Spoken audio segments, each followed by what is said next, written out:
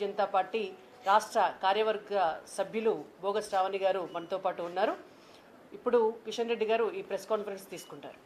Sir, మిత్రులందరికీ నమస్కారం. అనేక రోజులుగా ఎదురు చూస్తున్నటువంటి నియోజకవర్గాల పునర్విభజన చట్టము, మహిళలకు సంబంధించినటువంటి రిజర్వేషన్ చట్టంలో సవరణలు నిన్న పార్లమెంటులో వీగిపోవడం ఏదైతున్నదో ఇది చాలా దురదృష్టకరమని ఈ సందర్భంగా మనం చేస్తున్నాం. ఈ బిల్లులను అడ్డుకోవడము ఒక చారిత్రాత్మకమైనటువంటి తప్పిదం కాంగ్రెస్ దాని మిత్రపక్షాలు చేశాయి.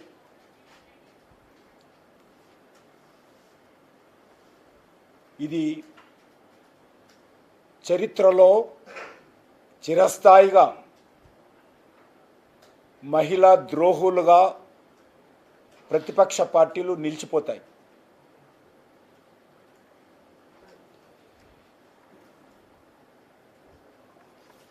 బిల్లు ప్రవేశపెట్టినప్పటి నుంచి నిన్నటి వరకు కూడా ఎందుకు బిల్లుకు వ్యతిరేకిస్తున్నారో వాళ్లకు స్పష్టంగా ప్రజలకు చెప్పలేకపోయారు. బిల్లు పెట్టకముందు దక్షిణ భారతదేశానికి అన్యాయం జరుగుతుందని చెప్పారు. బిల్లు పెట్టిన తర్వాత మీరు లోక్సభ స్థానాలను, అసెంబ్లీ స్థానాలను పెంచుకునే విధంగా కుట్ర చేశారని చెప్పారు. ఇది చాలా స్పష్టంగా కేంద్ర ప్రభుత్వము 50 స్థానాలు 50% పెంచుకోవాలనేటువంటి విషయాన్ని చాలా స్పష్టంగా చెప్పడం జరిగింది. ప్రతిపక్ష పార్టీల సమావేశం నిర్వహించి చెప్పాము. ప్రధానమంత్రి గారు స్వయంగా దేశంలోని అన్ని భాషలలో ఉన్నటువంటి పత్రికల్లో మరి వ్యాసాల ద్వారా దేశ ప్రజలకు వివరించేటువంటి ప్రయత్నము, అనేక టీవీ ఛానళ్ల ద్వారా ప్రకటనల ద్వారా ప్రజలకు వివరించేటువంటి ప్రయత్నము, లోక్సభలో అఖిలపక్ష సమావేశం ఏర్పాటు చేసి వాళ్లకు తెలియజేసేటువంటి ప్రయత్నము, కేంద్ర ప్రభుత్వం ఇంత స్పష్టంగా ఇది ఒక పార్టీకి సంబంధించిన అంశం కాదు, ఒక ప్రభుత్వానికి మాత్రమే సంబంధించినటువంటి అంశం కాదు, అన్ని పార్టీలతో సహకారం కావాలి అని అందరికీ తెలియజేసి అందరి సహకారం ఉండాలనేటువంటిది ఉంటుందనేటువంటి ఆకాంక్షతో బిల్లు ప్రవేశపెడితే కాంగ్రెస్ పార్టీ దాని మిత్రపక్షాలు మరొకసారి ఈ యొక్క కుట్ర చేసి ఈ యొక్క మహిళా రిజర్వేషన్ బిల్లు, దానితో పాటు నియోజకవర్గాల పునర్విభజన బిల్లు అడ్డుకోవడం జరిగింది. ఇది మొదటిసారి కాదు. కాంగ్రెస్ పార్టీ అనేక సార్లు మహిళల రిజర్వేషన్ సంబంధించినటువంటి బిల్లులో మరి ద్వంద్వ విధానాలతో అవలంబించి మహిళలకు అన్యాయం చేయడం జరిగింది. కాంగ్రెస్ పార్టీ దాని మిత్రపక్షాలు 2 నాల్కల ధోరణితో మహిళలను రాజకీయంగా చైతన్యం చేసేటువంటి కార్యక్రమంలో, మహిళలకు రాజకీయంగా లబ్ధి చేకూర్చేటువంటి కార్యక్రమంలో మరి వెన్నుపోటు పొడుస్తూనే వచ్చింది. 7 సార్లు, నిన్నొక్కటిసారి కాదు, నిన్నేదో మొదటిసారి అనుకుంటే అది తప్పు. కాంగ్రెస్ పార్టీ నిన్నటితో కలిపి 7 సార్లు ఈ యొక్క లోక్సభలో బిల్లు పాస్ కాకుండా తను కానీ తన ద్వారా ప్రోత్సహించబడినటువంటి మిత్రపక్షాల ద్వారా కానీ బిల్లు పాస్ కాకుండా అడ్డుకోవడం జరిగింది. 1996లో దేవగౌడ గారు ఉన్నప్పుడు కూడా అడ్డుకోవడం జరిగింది. 98, 99, 2002లో వాజ్పేయి గారు ప్రధానమంత్రిగా ఉన్నప్పుడు ఇదే విధంగా కాంగ్రెస్ యొక్క మిత్రపక్షాలు అడ్డుకోవడం జరిగింది. మహిళా రిజర్వేషన్ బిల్లులను చించి స్పీకర్ మీద ప్రధానమంత్రి పైన వేసేటువంటి ప్రయత్నము ఆ రోజు కూడా కాంగ్రెస్ యొక్క అండతో మరి మహిళలకు అన్యాయం చేయడం జరిగింది. 2008, 10లో మన్మోహన్ సింగ్ గారు ప్రధానమంత్రిగా ఉన్నప్పుడు కూడా మరి కాంగ్రెస్ పార్టీ బిల్లు పెట్టడము, దాని మిత్రపక్షాలైనటువంటి సమాజ్వాదీ పార్టీ, ఆర్జేడీ పార్టీ ఆ రోజు కూడా మేము గిచ్చినట్టు చేస్తాము, నువ్వు ఏడ్చినట్టు చేయనే విధంగా ఆ రోజు కూడా అడ్డుకోవడం జరిగింది. మళ్ళీ నిన్న అనేక రోజులుగా ఉన్నటువంటి పునర్విభజన జరగాలని చట్టంలో ఉన్నప్పటికీ చట్టంలో ఉన్నటువంటి బిల్లును పాస్ చేసేటువంటి ప్రయత్నం చేస్తూ ఉంటే మరి ఇటు పునర్విభజన చట్టము, ఇటు మహిళా రిజర్వేషన్ చట్టము దానికి తీసుకొచ్చినటువంటి సవరణలు మళ్ళీ నిన్న వ్యతిరేకించడం ఏదైతున్నదో కాంగ్రెస్ పార్టీ యొక్క నిజస్వరూపం మరొకసారి బయటపడిందని సందర్భంగా మనవిస్తున్నాను. ముఖ్యంగా దక్షిణాది రాష్ట్రాలకు మరి పునర్విభజన జరిగినట్లయితే అన్యాయం జరుగుతుందని చెప్పి మరి కాంగ్రెస్ దాని మిత్రపక్షాలు ముఖ్యమంత్రులతో సహా చెన్నైలో మీటింగ్ పెట్టారు. మరి ఈరోజు దక్షిణాది రాష్ట్రాలకు నష్టం జరగకుండా నరేంద్ర మోడీ గారి నాయకత్వంలోని ప్రభుత్వము దక్షిణాది రాష్ట్రాలకు లాభం జరిగే విధంగా ఒక మంచి ఫార్ములా తీసుకొచ్చి దక్షిణాది ప్రజలకు మేలు చేసేటువంటి ఒక అద్భుతమైనటువంటి అవకాశాన్ని, ఒక బంగారం లాంటి అవకాశాన్ని మరి ఈరోజు అడ్డుకోవడం ఏదైతున్నదో ఇది పెద్ద చారిత్రాత్మకమైనటువంటి తప్పిదం కాంగ్రెస్ పార్టీ చేసిందని మనం చేస్తూ ఉన్నాం. దక్షిణాది రాష్ట్రాలకు మేలు జరిగేటువంటి అద్భుతమైనటువంటి అవకాశాన్ని నీరుగార్చిందని సందర్భంగా మనం చేస్తూ ఉన్నాను. ఇది దక్షిణాది రాష్ట్రాలకు దురదృష్టకరం.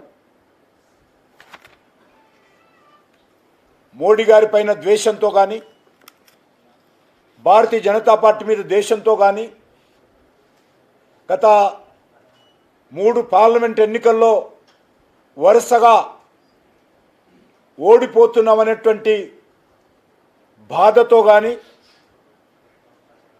అధికారంలో రాలేకపోతున్నామనేటువంటి నిరాశ నిస్పృహతో కానీ అనేక రాష్ట్రాలలో 100 సార్లు ఎన్నికల్లో 100 సార్లు అవి స్థానిక సంస్థల ఎన్నికలు కానీ, శాసనసభ ఎన్నికలు కానీ, పార్లమెంట్ ఎన్నికలు కానీ రాహుల్ గాంధీ గారు అధ్యక్షుడు అయిన తర్వాత లేకపోతే రాహుల్ గాంధీ నేతృత్వం వహించిన తర్వాత 100 ఎన్నికల్లో ఓడిపోయేటువంటి నిరాశా నిస్పృహలతో ఈరోజు మరి మోడీ గారి మీద ద్వేషంతో మహిళలకు, దక్షిణాది ప్రజలకు మేలు జరిగేటువంటి ఈ అద్భుతమైనటువంటి అవకాశాన్ని అడ్డుకొని అన్యాయం చేశారనే విషయాన్ని మనం చేస్తా ఉన్నాం. దక్షిణాది ప్రజలకు, మహిళలకు కాంగ్రెస్ పార్టీ నాయకులు క్షమాపణ చెప్పాల్సినటువంటి అవసరం ఉంది.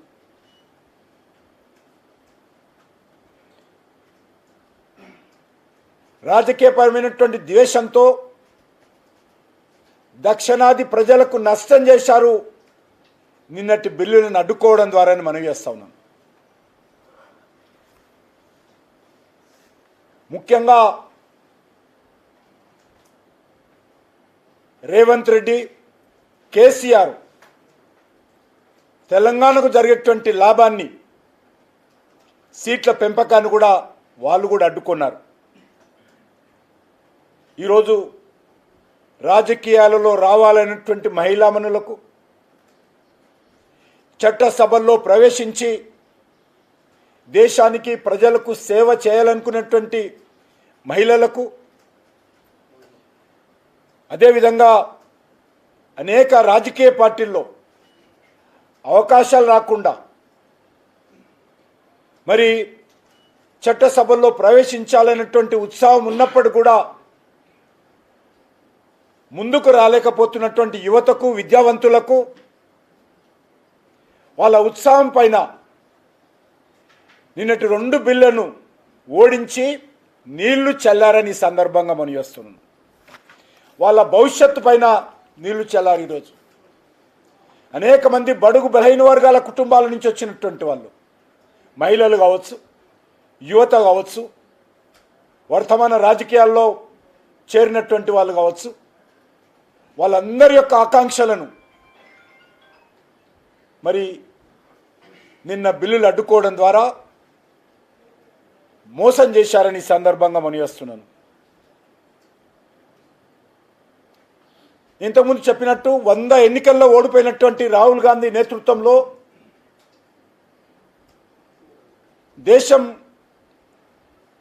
దేశ భవిష్యత్తు విషయంలో ఆలోచిస్తారనేటువంటి ఆలోచన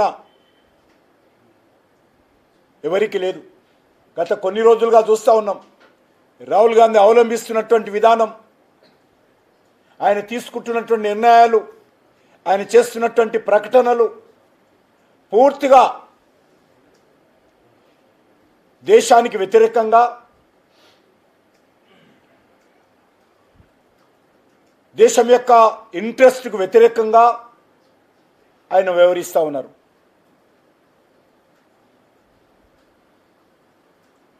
రోజు రోజుకు నిరాశ నిస్పృహలతో కుంగిపోతున్నటువంటి రాహుల్ గాంధీ నుంచి ఇంతకంటే దేశ ప్రజలు ఏం ఎక్స్పెక్ట్ చేయకూడదని నిన్నటి చర్య ద్వారా మరొకసారి నిరూపితమైంది. ఒక ప్రతిపక్ష నాయకుడిగా ఉండి, ఒక బాధ్యత గల హోదాలో ఉండి అనేకమైనటువంటి దేశ వ్యతిరేక మాటలు నిన్న కూడా వారు మాట్లాడడం జరిగింది. నిన్న ఆయన బిల్లులో మాట్లాడుతూ సర్జికల్ స్ట్రైక్ విషయంలో, ఉగ్రవాదానికి వ్యతిరేకంగా, దేశ రక్షణ కోసం దేశ ప్రజల యొక్క ప్రాణాలతో చెలగాటమాడుతూ, దేశం యొక్క సమగ్రతకు, సమైక్యతకు దెబ్బతీస్తూ, దేశంలో శాంతి భద్రతలు భంగం కలిగిస్తూ, దేశంలో మతకళాలు ప్రోత్సహిస్తున్నటువంటి ఉగ్రవాదానికి వ్యతిరేకంగా దేశ సైనికులు చేపట్టినటువంటి సర్జికల్ స్ట్రైకును, ఎయిర్ స్ట్రైకును, అదేవిధంగా ఆపరేషన్ సింధూర్ను అవమానం చేసే విధంగా, సైనికుల యొక్క ఆత్మగౌరవాన్ని నిర్వీర్యం చేసే విధంగా నిన్నటి రోజు రాహుల్ గాంధీ ఈ 3 సంఘటనలు కూడా మరి మాయాజాలంతో, జాదుగారు అనేటువంటి మాటతో మరి పోల్చడం జరిగింది. ఏ రకంగా ఆపరేషన్ సింధూర్ మాయాజాలం అవుతుందో, ఏ రకంగా సర్జికల్ స్ట్రైక్ మాయాజాలం అవుతుందో, ఏ రకంగా ఎయిర్ స్ట్రైక్ మాయాజాలం అవుతుందో, ఏ రకంగా మిలిటరీ ఆపరేషన్ అది వాస్తవం కాదు, అది మాయ అనే విధంగా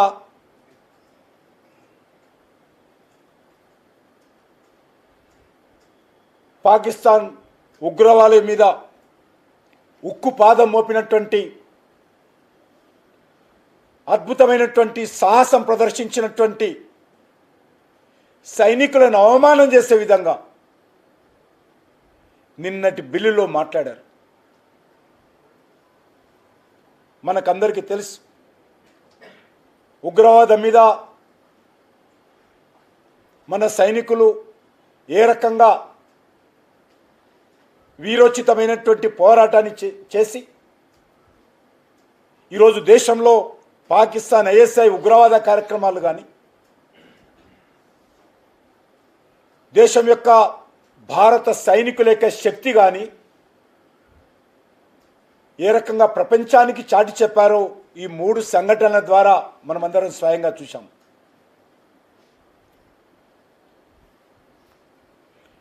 సైనికుల పోరాటాలను, సైనిక శక్తిని ఒక మాయాజాలంతో పోల్చి ఈరోజు మొత్తం భారతదేశంలో ఉన్నటువంటి 140 కోట్ల మంది ప్రజలను, భారత సైనికులను, వాళ్ళ ఆత్మగౌరవాన్ని అవమానం చేసినటువంటి చరిత్ర ఏ దేశంలో కూడా ఏ ఒక్కరూ చేయరు. ఈ దేశంలో ఉన్నటువంటి ప్రతిపక్ష నాయకుడు ఈరోజు మహిళా బిల్లును ఓడించాము, ఈరోజు మేము పునర్విభజన చట్టాన్ని ఓడించామని చంకలు కొట్టుకుంటున్నటువంటి రాహుల్ గాంధీ వివరించడం ఏదైతున్నదో ఇది చాలా దురదృష్టకరం. ఈ సందర్భంగా మనం చేస్తున్నాం. పరిస్థితి ఏ రకంగా ఉందంటే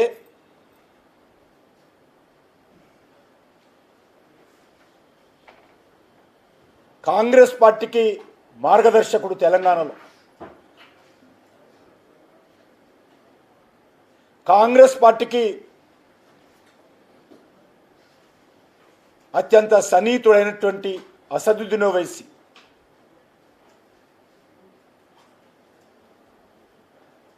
ఆయన కళ్ళలో ఆనందం చూడడం కోసం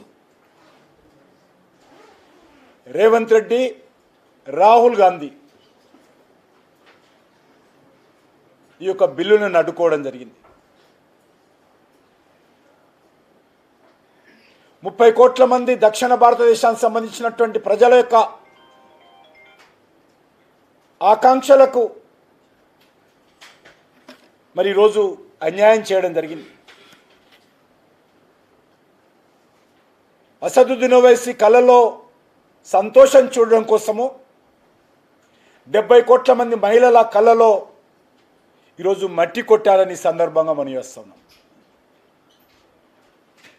మహిళల ఆత్మగౌరవాన్ని రాహుల్ గాంధీ, రేవంత్ రెడ్డి వాళ్ళ మిత్రపక్షాలు అసదుద్దీన్ ఓవైసీకి తాకట్టు పెట్టారు. చట్ట సభల్లోకి వెళ్ళాలన్నటువంటి మహిళల యొక్క రాజకీయ భవిష్యత్తును అంధకారం చేయడం జరిగింది.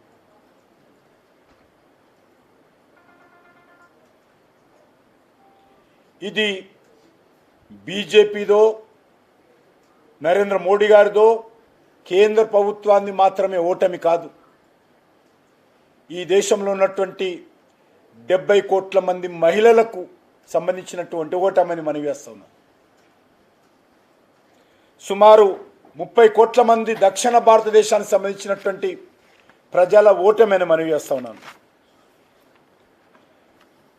తమ రాజకీయపరమైనటువంటి ఆక్రోశము, తమ రాజకీయపరమైనటువంటి అహంకారము,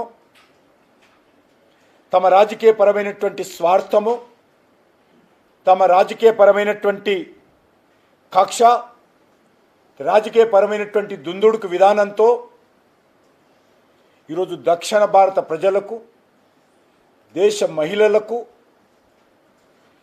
తీరని ద్రోహం జరిగిందనే విషయాన్ని మనవి చేస్తా ఉన్నాను.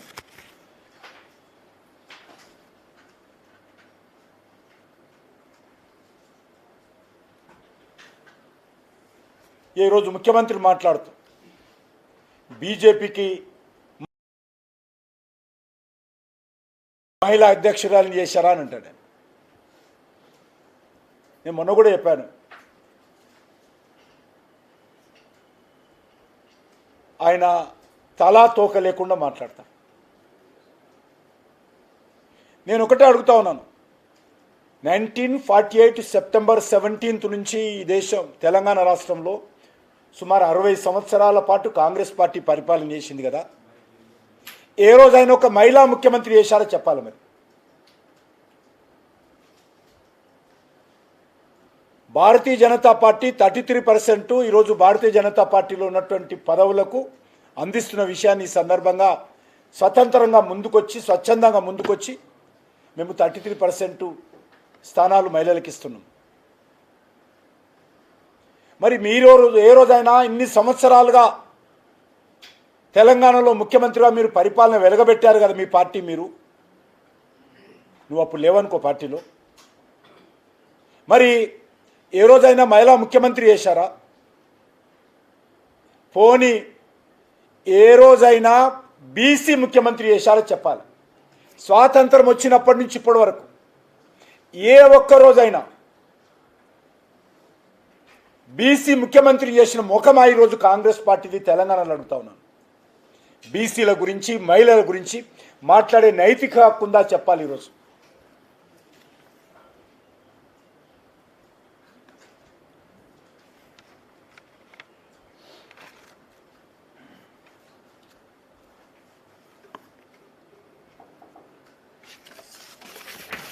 ఇదేదో బీజేపీని ఓడించాము,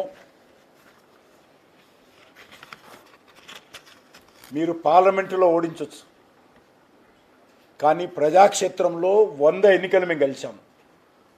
100 ఎన్నికలు ఇదే మోడీ గారి నేతృత్వంలో, ఇదే ప్రజాక్షేత్రంలో 100 ఎన్నికల్లో మేము ఓడించాము.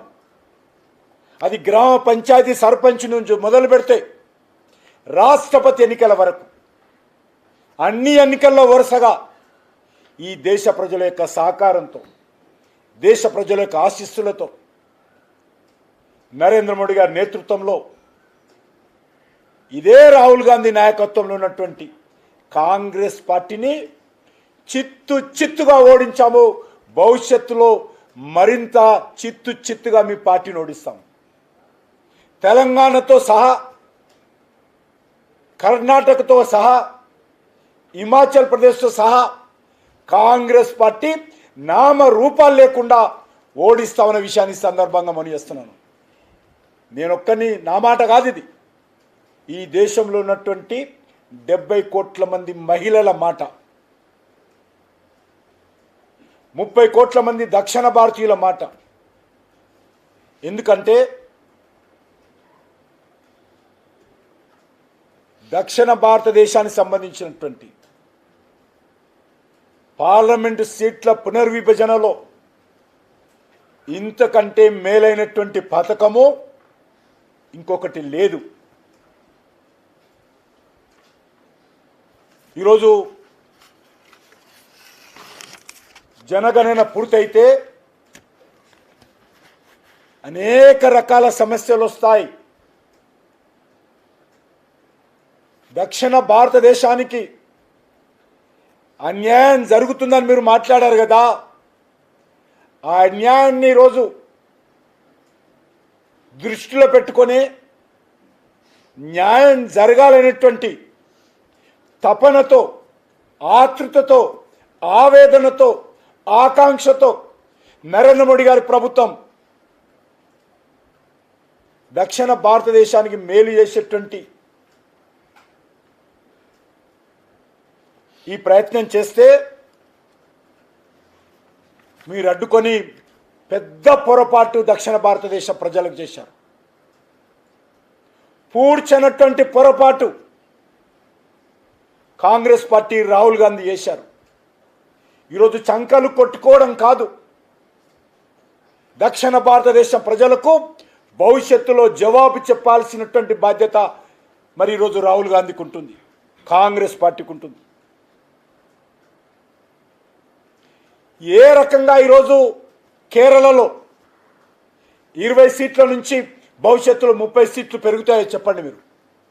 ఈరోజు మేము చెప్పాం 50% పెంచడం ద్వారా కేరళలో 20 సీట్లు ఉన్నటువంటి పార్లమెంట్ స్థానాలను 30 సీట్లు పెంచేటువంటి ప్రతిపాదన దేశ ప్రజల ముందు పార్లమెంటు ముందు నిన్న పెట్టడం జరిగింది. మీరు ఓడించారు. తెలంగాణలో 17 సీట్లు ఉన్నటువంటి పార్లమెంటు 26 సీట్లకు పెంచేటువంటి ప్రతిపాదన నిన్న అద్భుతంగా మేము తెచ్చాం. దాన్ని మీరు మరి ఓడించి అన్యాయం చేశారని మనం చేస్తున్నాం. ఆంధ్రప్రదేశ్లో 25 పార్లమెంట్ సీట్లుంటే 38 స్థానాలు పెంచేటువంటి ప్రతిపాదన తెచ్చాం. మీరు భవిష్యత్తులో ఏ ఫార్ములా ద్వారా ఇంతకంటే మెరుగైనటువంటి ఫార్ములా ఏదో దమ్ము ధైర్యం ఉంటే చెప్పండి. కర్ణాటకలో 28 స్థానాలుంటే 42 స్థానాలు పెంచేటువంటి అద్భుతమైనటువంటి ఫార్ములా తీసుకొచ్చాం. తమిళనాడులో 39 స్థానాలుంటే 59 స్థానాలు పెంచాలని మేము ప్రతిపాదన చేస్తే మూర్ఖులుగా ఉన్నటువంటి డిఎంకే నల్ల జెండాలతో నల్ల డ్రెస్సులతో నిన్న పార్లమెంటులో వ్యతిరేకిస్తారు. మీరు భారతీయ జనతా పార్టీని నరేంద్ర మోడీ గారిని మొండిగా వ్యతిరేకించే ప్రతిపాదన తప్ప మీ దగ్గర వికల్పన లేదు. మీ దగ్గర ప్రత్యామ్నాయం లేదు. మీ దగ్గర ఏ ప్రతిపాదన లేదు. నేను చెప్పారు ఇవి రాసిస్తే మేము సపోర్ట్ చేస్తామని. ఎస్, చేయడానికి సిద్ధంగా ఉన్నాం. గంట సేపు టైం ఇవ్వమన్నాం. మళ్ళీ వాళ్ళ నాయకుడు మాట్లాడాడు. ఈరోజు దక్షిణ భారతదేశంలో ఇంతకంటే వేరే ప్రత్యామ్నాయము మరొకటి లేదు. మరి ఈరోజు దక్షిణ భారతదేశం, ఉత్తర భారతదేశం విభజించే విధంగా బీజేపీ ప్రయత్నం చేస్తుంది, దక్షిణ భారతదేశానికి నష్టం కలిగిస్తుంది అని మాట్లాడుతున్నటువంటి రాహుల్ గాంధీ, రేవంత్ రెడ్డి, అసదుద్దీన్ ఓవైసీ వాళ్ళ మిత్రపక్షాలు ఈరోజు మీరు చెప్పండి ఏ ప్రతిపాదనతో చేస్తారు. అందుకే ఈ విషయం పైన ఖచ్చితంగా భారతీయ జనతా పార్టీ ఆధ్వర్యంలో, ఎన్డీఏ ఆధ్వర్యంలో 70 కోట్ల మంది మహిళలను ఊరూరికెళ్ళి కలుస్తాం. వదిలే సమస్య లేదు. ఇప్పటికే ఈ కాంగ్రెస్ పార్టీ అనేక రాష్ట్రాలలో అడ్రస్ గల్లంతైంది. డిపాజిట్లు వస్తలేవు ఢిల్లీతో సహా గల్లీ వరకు.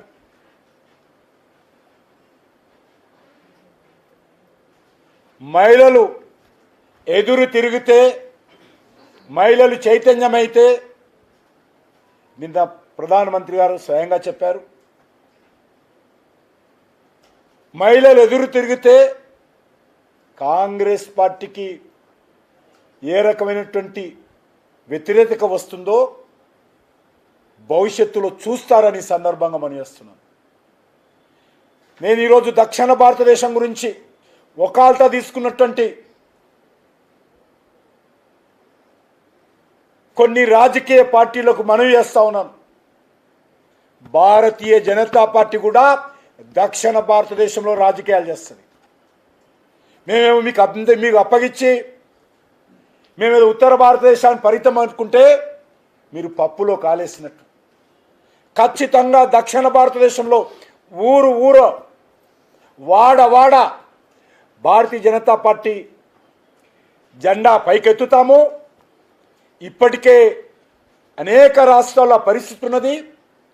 ఏదో మేము దక్షిణ భారతదేశానికి అన్యాయం చేస్తాము అని ఈరోజు మా మీద ఒక వితండవాదం లేవనెత్తుతా ఉన్నారు. కానీ నరేంద్ర మోడీ గారి నేతృత్వంలో, ఎన్డీఏ హయాంలో, భారతీయ జనతా పార్టీ నేతృత్వంలో అన్ని రాష్ట్రాలకు సమన్యాయం చేస్తాము, అన్ని రాష్ట్రాలలో కూడా భారతీయ జనతా పార్టీగా బలపడతాము. ఈరోజు మేము కొన్ని రాష్ట్రాల్లో బలహీనంగా ఉండొచ్చు, కానీ మేము దక్షిణ భారతదేశానికి నరేంద్ర మోడీ గారి నాయకత్వంలో అనేక రకాలుగా సంక్షేమ కార్యక్రమాలు, పథకాలు, ప్రాజెక్టులు తీసుకొస్తున్నాం. ఇటీవల రైల్వే బడ్జెట్లో దేశ ఆర్థిక మంత్రి శ్రీమతి నిర్మలా సీతారామన్ గారు పార్లమెంట్లో ప్రవేశపెడుతూ 7 రైల్వే ప్రాజెక్టులు, rail high speed elevated corridors ఇస్తే 3 rail elevated high speed corridors Hyderabad నగరానికి, తెలంగాణ రాష్ట్రానికి ఇవ్వడం జరిగింది. హైదరాబాద్ నుంచి పూనా, హైదరాబాద్ నుంచి బెంగళూరు, హైదరాబాద్ నుంచి చెన్నై 1,50,000 కోట్లతోటి. మేమేదో అల్లా టప్పాకి ఇవ్వడం లేదు.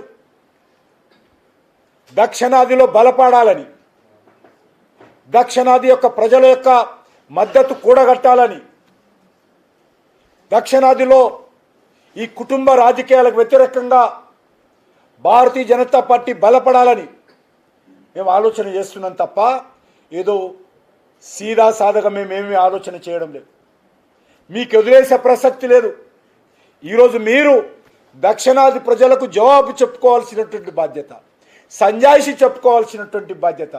ఒక అద్భుతమైనటువంటి అవకాశాన్ని దక్షిణాది ప్రజలకు రాకుండా రాజకీయంగా అన్యాయం చేసేటువంటి కుట్ర కుతంత్రము మీరు చేశారు. కాబట్టి మీరు జవాబు చెప్పుకోవాల్సిన పరిస్థితి వస్తుందని ఈ సందర్భంగా మనం చేస్తూ సెలవు తీసుకుంటున్నాం.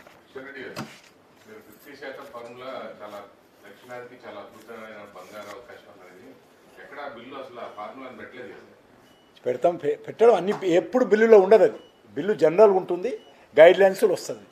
అందులో ఖచ్చితంగా పునర్విభజన చట్టంలో మనం అప్పుడు పెట్టారు. ఎందుకు పెట్టారు మీరు? అప్పుడు ఏ ప్రాతిపదికన పెట్టారు? లెక్క ఎక్కడిది మీకు? అప్పుడు దీన్ని స్వయంగా చెప్పడం జరిగింది కదా. ఏదైతే బిల్లు పెట్టినటువంటి హోంమంత్రి స్వయంగా చెప్పారు. నిన్న గంట సేపు కావాలంటే పెడతామని చెప్పాను. నిన్న ప్రోరేట్ కదా, రాజ్యాంగం మార్చడమే కదా. రాజ్యాంగం లేదు కాబట్టే ఉంటే విలేనందుకు అడుగుతాం. రాజ్యాంగంలో లేదు కాబట్టే రాజ్యాంగంలో పెట్టేటువంటి ప్రయత్నం. రాజ్యాంగం లేడుంది, అందుకే బిల్లు కదా 2/3 మెజార్టీ. తెలంగాణ ముఖ్యమంత్రి అంటారు దక్షిణాది రాష్ట్రాలకు కావాల్సిన నిధులు సీట్లు కాదు, 2 సీట్లు సరిపోతాయి, కింద చేయాల్సిన పని కూడా ఎంపీ చేస్తే మీ కింద లేదు. మరి ఆయన చెన్నైకి ఎందుకు మీటింగ్ పెట్టాడు? స్టాలిన్తో ఎందుకు మీటింగ్ పెట్టాడు? స్టాలిన్ తోటి వెళ్ళి దక్షిణ భారతదేశం సీట్లు తగ్గుతాయని చెప్పి మాట్లాడాడు కదా. ఎందుకు పెట్టాడు మీటింగ్? మరి అంటే మీరు పెట్టే మీటింగ్లన్నీ పనికిరాని మీటింగ్లు.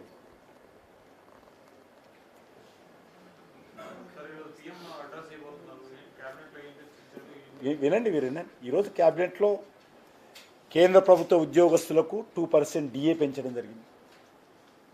ఈరోజు ప్రధాన్ మంత్రి సడక్ యోజన కింద దాన్ని మరో 3 సంవత్సరాలు ఎక్స్టెండ్ చేయడం జరిగింది. అనేక రకాల దేశానికి సంబంధించినటువంటి విషయాల్లో చర్చ జరిగింది. పార్లమెంట్లో జరిగినటువంటి విషయాల పట్ల కూడా రివ్యూ చేయడం జరిగింది.